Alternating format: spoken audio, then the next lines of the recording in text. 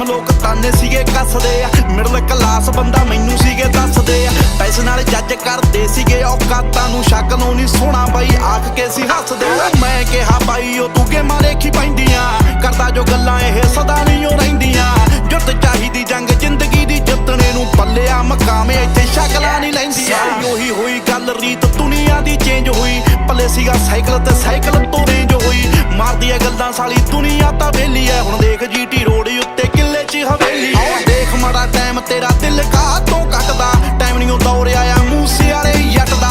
ਜਦੋਂ ਆਈ ਵਾਰੀ ਤੇਰੀ ਆਪੀ ਅੱਗੇ ਜਾਵੇਂਗਾ, ਜਿਹਨੂੰ ਕਰੇ ਰੱਬ ਅੱਗੇ ਉਹ ਪਿੱਛੇ ਕਦੋਂ ਹਟਦਾ। ਬਦਲਾਂਗੇ ਦੌਰ ਉਹ ਤੂੰ ਗੱਲ ਕਿਹੜੀ ਕਹੀ ਐ, ਦੇਖਿਆ ਅੱਜ ਗੱਭਰੂ ਨੇ ਧੂੜ ਕੱਢੀ ਪਈ ਐ। ਦੁਨੀਆ ਨੂੰ ਉਂਝ ਤਾਂ ਮੈਂ ਕੱਲਾ ਹੀ ਦਵਾਲਦੀ, ਕਿਸਮਤ ਤੋਂ ਹੋ ਗਿਆ ਬੰਦ ਹੋਣ।